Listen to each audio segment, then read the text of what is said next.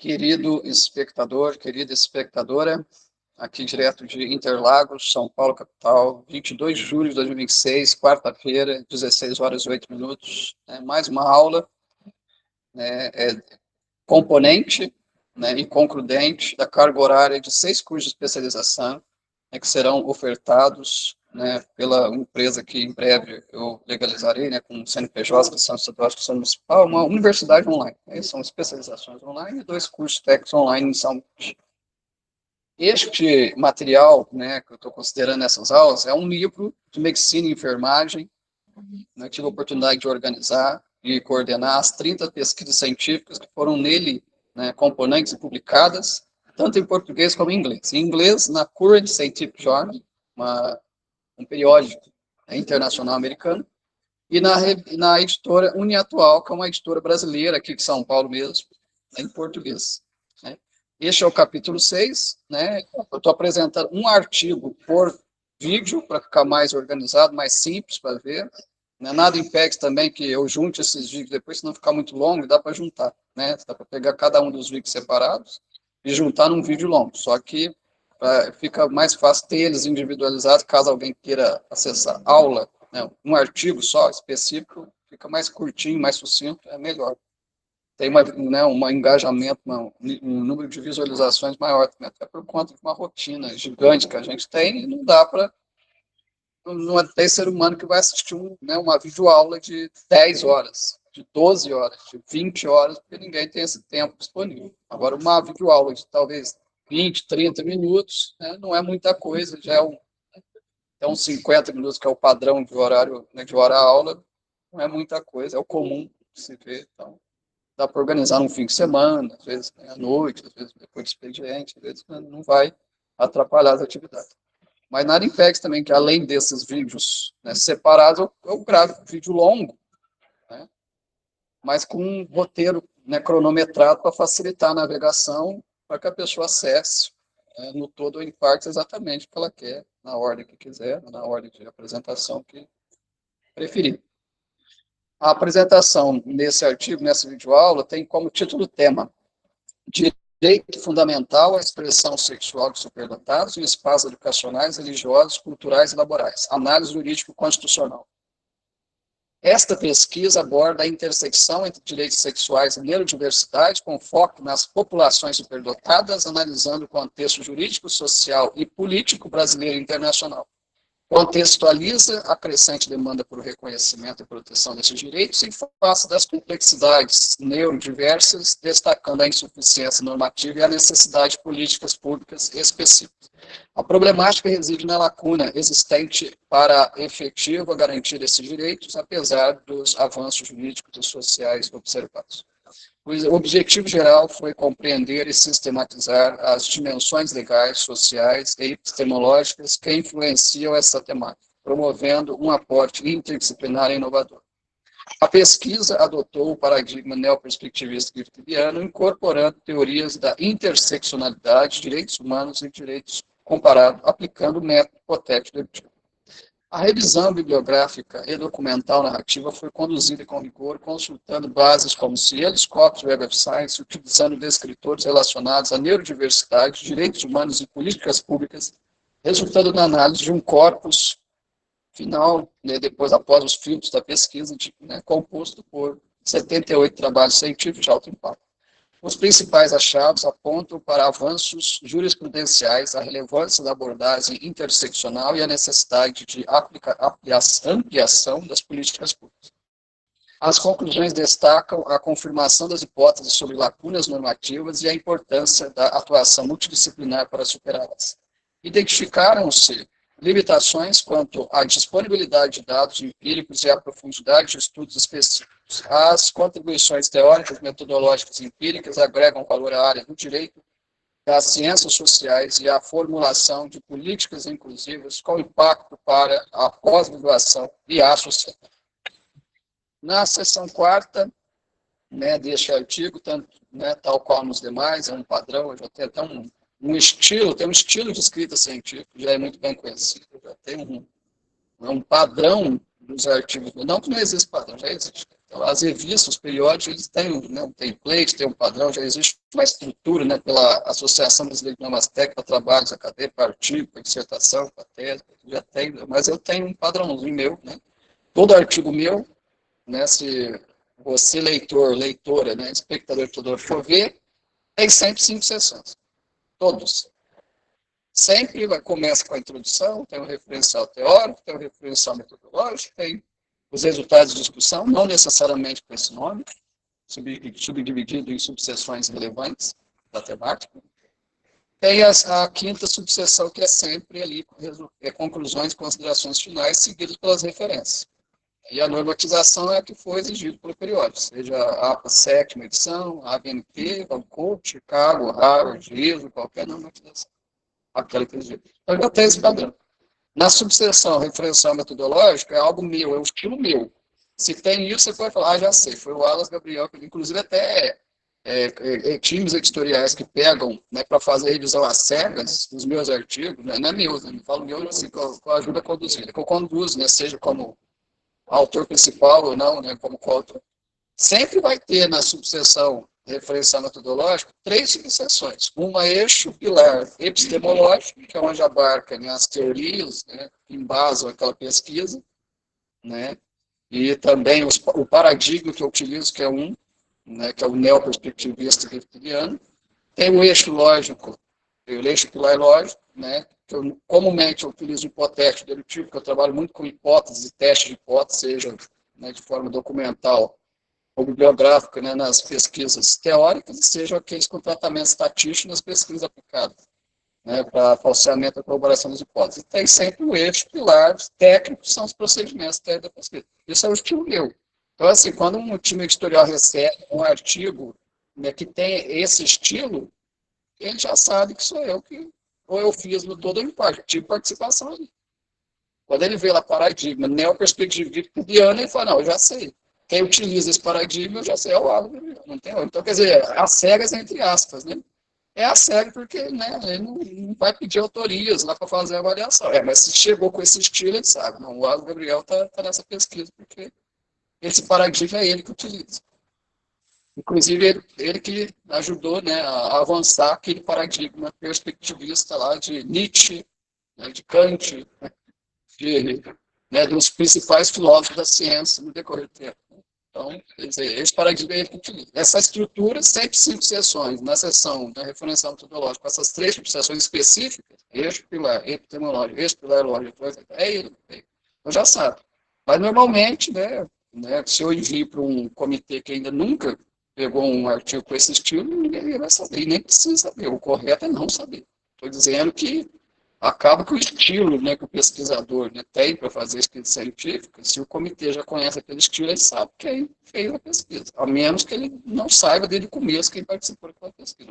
Né? Nunca tenha tido a curiosidade de investigar quem é que tem aquele sempre estilo daqueles artigos que estão sempre chegando lá. Então, mas é interessante saber isso. E eu faço assim porque são os tópicos mais relevantes, né, para se apresentar em artigos científicos. Artigos científicos não foram feitos para poder detalhar uma pesquisa. Eles foram feitos para apresentar de uma forma sucinta os principais resultados e conclusões da pesquisa. Quem quer detalhar faz uma tese doutoral, né? Faz uma dissertação de mestrado, faz um estágio pós-doutoral, um trabalho, né, pós-doutoral. O detalhamento mesmo, abrangente, né, tem que ser apresentado, o correto, é adequado apresentar dissertações, teses, né? Agora, artigos precisam ser sucintos. Por isso que a quantidade de páginas não é tão grande. Tem periódico como, né, Administrative Science Quarterly, na área administrativa, ciência contábil, econômica, aceita artigo de 45 páginas, mas não é o padrão comum. Normalmente é de 10 a 25, 30 páginas. E se não passar muito disso, fica uma extensão gigante. Aí perde-se o foco, né, que é apenas apresentar de uma forma muito bem fundamentada, lógico, sucinto não quer dizer de qualquer jeito, quer dizer, né, com um nível de profundidade pequeno. Não, uma tese doutoral de 2.000 páginas pode ser apresentada em um artigo de 30 páginas. Só que no artigo vai estar os principais achados, resultados e conclusões. Na tese, aqueles achados e conclusões vai ter um nível de detalhamento abrangente, né, de 2.000 páginas, 2.000 páginas. Então, na tese está tudo completo. Como, por exemplo, na outra videoaula que eu apresentei, aquela tese doutoral falando do tribunal externo e interno das seitas testemunho de Jeová. Aquilo que eu apresentei foi um artigo, porque o objetivo era fazer uma videoaula sucinta com base nos resultados e conclusões de uma forma sucinta, que foi justamente a apresentação do artigo que tem essa finalidade. A tese, se eu fosse apresentar hoje uma tese de 300 páginas, a videoaula vai dar quantas horas? Ninguém vai assistir, vai dar, sei lá, 20 horas, só, não dá nem para gravar. Ninguém ia assistir, ninguém tem esse tempo, né? A pessoa trabalha, faz, né, tem a vida, ninguém vai. Agora, um vídeo de 20 minutos, né, apresentando os resultados, aí sim, as pessoas encontram um tempo, né, para assistir se tiver interesse. Então, essas são adendos relevantes para saber sobre a escrita científica. Né? Sobre essa temática específica, na seção quarta, né, que é só aquela que eu sempre apresento resultados e discussão, nessa pesquisa em específico, 4 são as subseções, né, conforme dividido em 4 subseções, né, relevantes para essa temática. A primeira subseção é a integridade e autenticidade documental no contexto médico.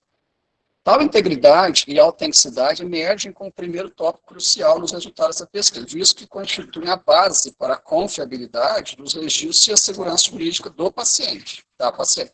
Estudos recentes demonstram que a manipulação ou falsificação médicos não apenas compromete a qualidade do atendimento, mas também acarreta graves consequências legais e éticas. A Constituição Federal do Brasil, de 1988, assegura o direito à saúde como um direito fundamental que impõe a obrigatoriedade do registro documental fidedigno para a efetivação desse direito. A análise jurisprudencial revela decisões recentes que reforçam a necessidade de mecanismos robustos de autenticação documental, destacando precedentes do Supremo Tribunal Federal, Superior Tribunal de Justiça, como os processos recurso extraordinário 632 e 682 e recurso especial 1678 e 934, que consolidam a responsabilização civil e criminal diante. Essa constatação é corroborada por publicações internacionais, como o artigo de Lia et al. 2022, que discute a implementação de protocolos tecnológicos para garantir a integridade dos registros em saúde digital, evidenciando avanços e desafios globais. Aplicação e impacto das tecnologias digitais na segurança dos documentos médicos. Essa subseção enfatiza a aplicação e impacto das tecnologias digitais na segurança do documento médico, com foco especial na digitalização e blockchain. A Lei nº 13.787 de 2018 é um marco regulatório que facilita a digitalização oficial, mas demanda rigorosos controles para evitar fraudes. Segundo Carvalho e Mendes, 2022, o uso de blockchain tem se mostrado uma solução promissora, oferecendo transparência, imutabilidade e rastreabilidade de registros médicos digitais. Essa tecnologia, além de aprimorar a segurança, possibilita a interoperabilidade entre sistemas, conforme aponta Silva et al. 2020. Ainda, o debate acadêmico destaca que a adoção dessas inovações exige capacitação técnica, adaptação normativa e um arcabouço jurídico sólido para assegurar a validade dos documentos eletrônicos. Jurisprudências internacionais, como o Acordo número 2018-00234 do Tribunal Europeu de Direitos Humanos, validam o uso de documentos eletrônicos autenticados por blockchain, refletindo tendências legais globais e inspirando reformas locais. Responsabilização civil e criminal. Nessa subseção, aborda-se a responsabilização civil e criminal frente às fraudes documentais médicas, integrando perspectivas éticas, legais e sociais. A análise das decisões judiciais mostra uma crescente severidade nas punições para falsificação documental, apoiada nos princípios da dignidade da pessoa humana e do direito à saúde, conforme estabelecido na Constituição brasileira e no Pacto Internacional sobre Direitos Civis e Políticos. Venosa e Gomes, 2020, argumentam que a responsabilização deve ser abrangente, incluindo agentes públicos, privados e profissionais da saúde. Estudos empíricos, como o de Silva et al. 2020, indicam que políticas preventivas e a fiscalização rigorosa são determinantes para mitigar fraudes e proteger direitos. Neste sentido, a legislação e jurisprudência brasileiras têm avançado com decisões recentes que fixam precedentes em processos como 0034567-89.2022.8.26.0000. Esse aqui é da comarca de São Paulo, um habeas corpus. E número 00456778, IF 00.2023.8.26.0100, reforça a punição e a reparação civil. Essa é uma ação civil. Cases de sucesso exemplificadores da efetividade das estratégias médicas integradas. O quarto tópico, esta subseção, focaliza cases de sucesso que exemplificam a efetividade das estratégias integradas para a garantia da autenticidade documental médica.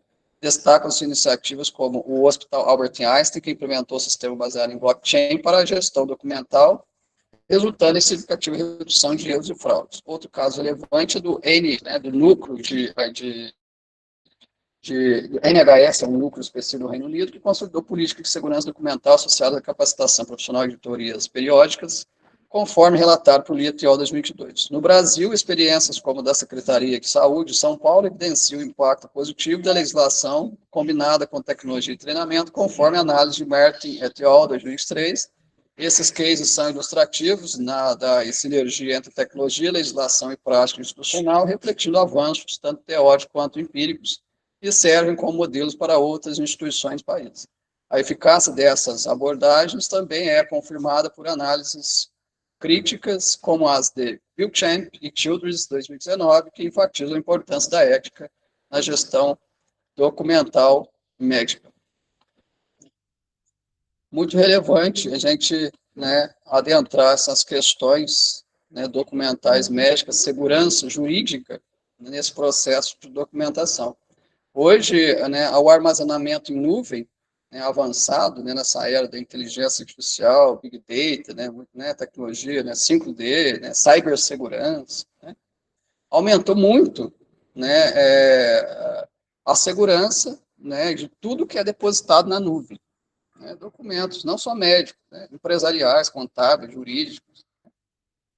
E essas tecnologias de criptografia, essas tecnologias de indexação, de armazenamento a longo prazo, na nuvem, elas protegem, a longo prazo, todo o arcabouço documental de uma instituição, de uma organização, seja ela médica, jurídica, empresarial, seja o que for, universitária, seja do ramo que for.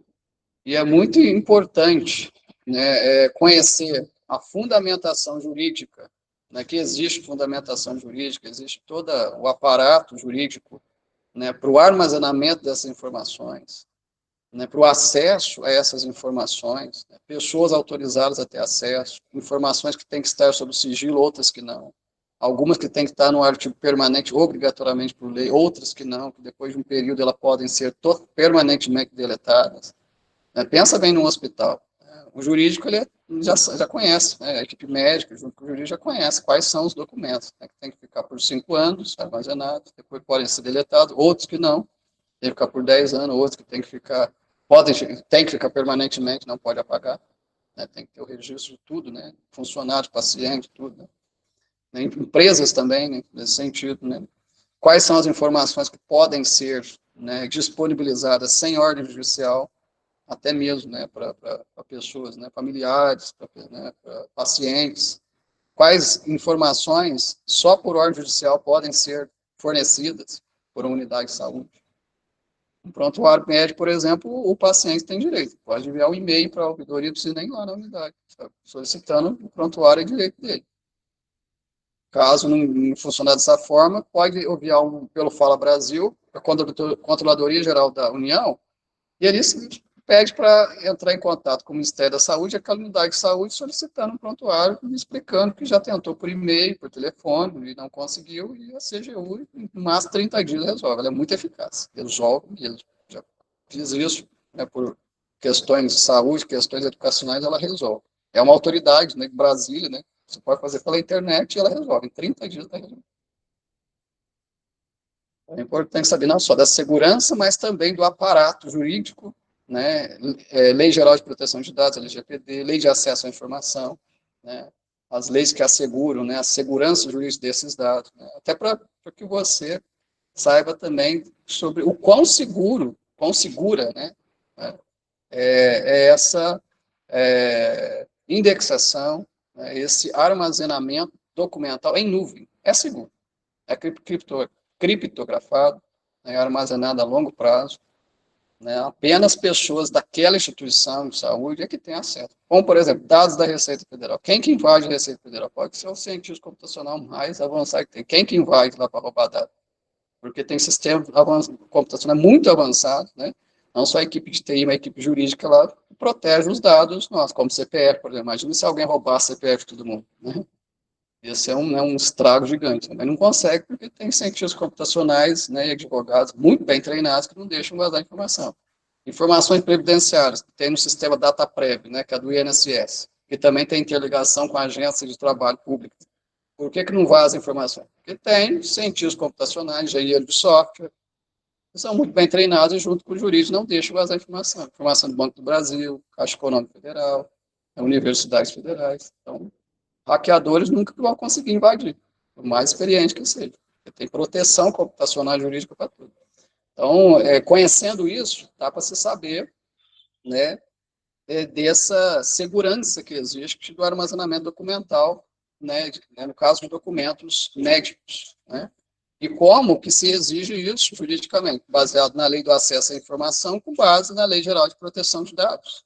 No caso de documentos médicos falsos ou inadequados, é importante, né, conhecer essa segurança, porque uma vez que se sabe que esses documentos estão armazenados, se você, por algum acaso, perder um documento médico, né, que comprovava algum erro médico, uma prescrição inadequada, né, alguma informação incompleta ou incoerente, que isso gerou danos, e você perdeu, né, aquela equipe médica já não é mais a mesma, mudou a equipe médica, né, a unidade já não encontra mais, você pode acionar não só o jurídico daquela unidade, mas também o setor de tecnologia da informação da unidade, que os cientistas computacionais de lá, eles conseguem, com base, né, nessas tecnologias, encontrar exatamente, né, recuperar aquele ponto, né, aquele espaço na nuvem em que foi armazenada essa informação e reemitir, de repente, aquele documento que você precisa. Que é lógico, teve informação incompleta, foi considerado inadequado, falso, e com base nela você pode solicitar uma retificação, um ajuste que for necessário nessa documentação.